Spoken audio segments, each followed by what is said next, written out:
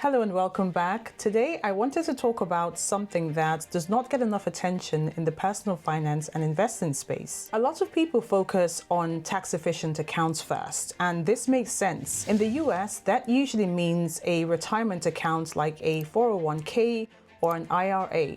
In the UK, this usually means an ISA, which is an individual savings account, or pensions. Now, these accounts can be very powerful because they give you tax relief, tax-free growth, or tax-free withdrawals depending on the account. But here's the big question. What happens after you have used them up? What happens when you've already maxed out your ISA or your pension contributions and you still want to invest? In this video, I'm going to explain why a taxable brokerage account actually ranks in my top 2 favorite accounts. I will also show some data on investing habits and explain where exactly these accounts can fit into a sensible long-term investing plan. A taxable brokerage account can be one of the most useful, flexible, and underrated tools in long-term wealth building. And it's actually the first account I started investing in close to 20 years ago. And for many investors, it is actually a natural next step after tax-efficient accounts have been completely maxed out. For context, the maximum annual contribution for a Roth IRA, which increased this year, is $7,500. And in the 401k, the employment contribution limit increased to $24,500. Conversely, in the UK, the annual limit for an ISA is £20,000, and the maximum pension contribution allowed with a full tax relief is the lower of 100% of your annual earnings, or £60,000. This is where a traditional or taxable brokerage account comes in. So let's start with the big idea. Now, the goal here is not to choose between tax-efficient accounts and taxable accounts.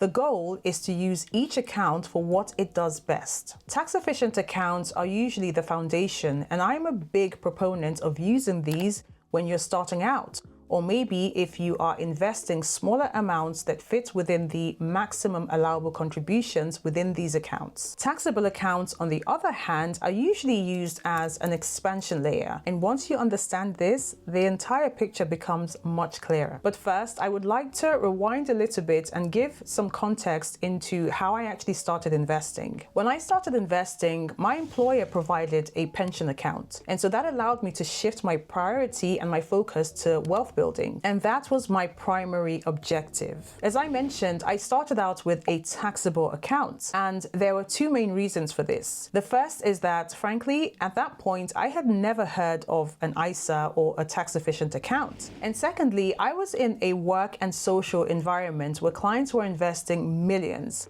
And not once had I heard a client talk about a tax-efficient account like an ISA. And with good reason, because these accounts are targeted at retail investors and they're not targeted at the wealthy. The wealthy often have their own strategy and very complicated structures for managing their taxes. And so being around these individuals actually influenced how I saw and approached investing and wealth building. And it's also what led me to invest up to 70, sometimes 80% of my total income at some point in my career. I had aspirational goals beyond the 7,000 maximum limit that was available at that time. And even if I had heard about an ISA, I still would have needed a taxable account. So let's move on to the advantages as well as the disadvantages of a taxable brokerage account. And I'm going to start with the obvious disadvantage, which is that it is taxable.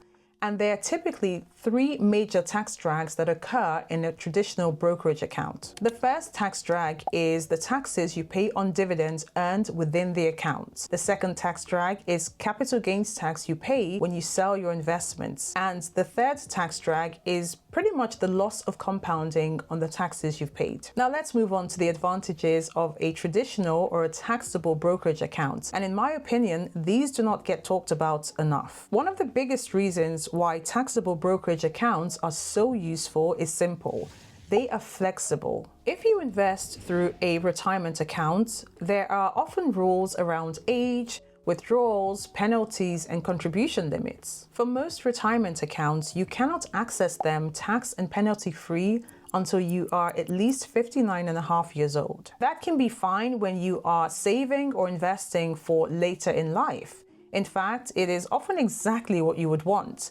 But life isn't always that neat and tidy. Sometimes you might want to build wealth for goals that you want to achieve before retirement. You may want money or liquidity available for opportunities, business ideas, home upgrades, education costs, or even just have a larger margin of safety. A taxable brokerage account gives you that flexibility. You can usually invest as much as you want. You can access the money when you want to, of course, subject to taxes. There is no annual cap or maximum investable amount, and this matters more than people think. Those limits create a ceiling on how much tax-advantaged investing you can do each year. And once you hit these ceilings, the only way to keep investing is often through a taxable account. If you are a lump sum investor, that is, someone who invests thousands of dollars at a time, tax-efficient limits can become very restrictive very quickly. Now let's bring in some real-world usage data. In the US, retirement investing is very common, as it is in the UK.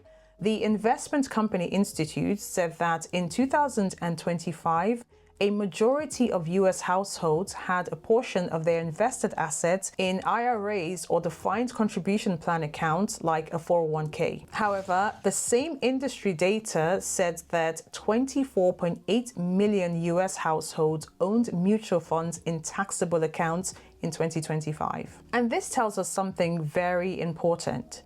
Whilst retirement accounts are still more widely used than taxable accounts in the US, millions of households or tens of millions of households still use taxable accounts. This isn't a niche product, it's a mainstream wealth building account. And there is also evidence that taxable brokerage accounts are especially important for ETF investors in the US. The ICI data for 2025 shows that 61% of ETF owning households held ETFs in a taxable brokerage account, and 35% held ETFs in both an IRA account and a taxable brokerage account. And again, this tells us something very useful.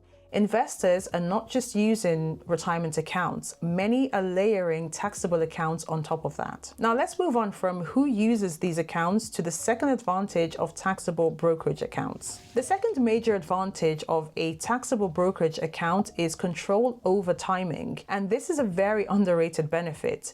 In a taxable account, you can often control when you sell. It means that you can control when capital gains are realized. And this means that you can control at least part of your tax timing. Whilst you do not avoid tax forever, you can often choose when to trigger it. And this can be very powerful. Suppose you hold broad index funds for years and do not trade often. Your money compounds. You are not creating a tax event every year or every week. You can decide to sell in a year when your income is lower or when you want to offset gains with losses elsewhere. Long-term capital gains treatment can make patient investing more attractive than consistent trading. And that is because, broadly speaking, long-term capital gains typically qualify for a lower tax rate than short-term capital gains, which are often taxed at the same rate as ordinary income. Now, clearly, taxable accounts are not equal to tax-efficient accounts. The point here is that even with some tax drag,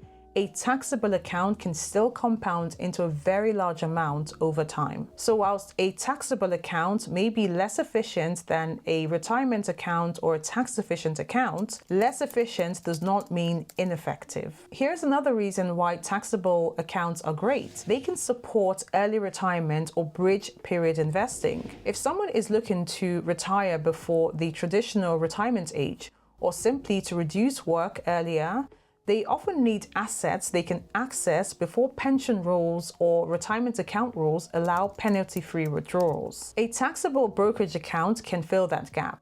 It can act as a bridge account between the day that the person stops working full-time and the day they can fully access their pension or their retirement assets. And this is a huge issue in financial independence planning. You may have a healthy or a large retirement account on paper, but you cannot easily access it for years without penalties. You still need a pool of flexible invested money, and a taxable account is often that pool. The fourth benefit is estate planning and transfer flexibility, especially in some jurisdictions. The exact tax treatment depends on the country and the type of assets, so this is by no means a substitute for tax advice. But in general, taxable accounts can offer flexible ways to gift, transfer or rebalance family wealth compared to more locked-in retirement structures. And this is another reason why families that are building long-term wealth often use a mix of different types of accounts instead of relying on just one type of account. Now let's talk about the emotional side for a second, because that also matters. Taxable accounts feel psychologically easier for some investors. Now that might sound strange, but hear me out.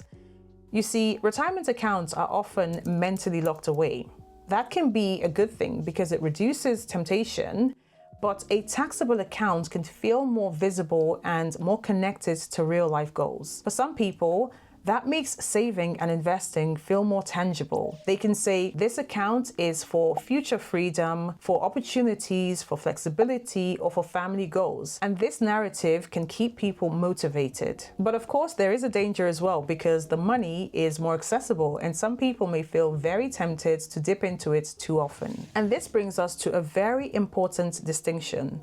A taxable brokerage account is best when it's used as an investment account and not as a speculation account. Long-term evidence still favors diversified, low-cost investing over frequent trading for most people. A good taxable account strategy usually looks very boring. It's regular contributions, broad diversification, low turnover, patience, and tax awareness. But that's exactly what makes it work really well. You can have the same starting amount in two taxable accounts, which will produce very different outcomes depending on investor behavior. Wealth building is usually driven more by your investing rate and your consistency than by account perfection. And yes, taxes matter, absolutely. But the difference between investing in a taxable account and not investing at all is enormous. Here's the thing. If your tax-efficient account has been fully utilized, that does not mean that your investing year is over. If your retirement contributions are maxed, that does not mean that your wealth building stops. It just means that the next dollar may need a different home. And this is exactly how many experienced investors operate. They don't think in terms of one perfect account. They think in terms of an account ecosystem. Some of their liquidity or money goes into the most tax-efficient place first. The overflow goes into a taxable brokerage account, and the result is bigger, more flexible investment plans. Now, before we close out, I would like to deal with one common objection. Some people ask, why would I invest in a taxable account when taxes reduce returns? Or why would I use a taxable brokerage account if it's not as tax efficient as an ISA or a retirement account? Well, the answer is because the alternative is often worse. The relevant comparison is not usually taxable investing versus tax-free investing forever. The real comparison is often taxable investing versus not investing that extra money at all, whilst inflation erodes its value over time. And when you compare these two options, the taxable account usually wins by a long mile. So think about a tax-efficient account as the base of a house and taxable brokerage accounts as what builds the rest of the house. If you're serious about investing and building wealth, there is a good chance that you will need both types of investment accounts at some point or the other. Thanks for watching. If you found this helpful, do not forget to subscribe for more videos on investing, personal finance, and wealth building. I'll see you in the next one. Look after yourselves. Bye.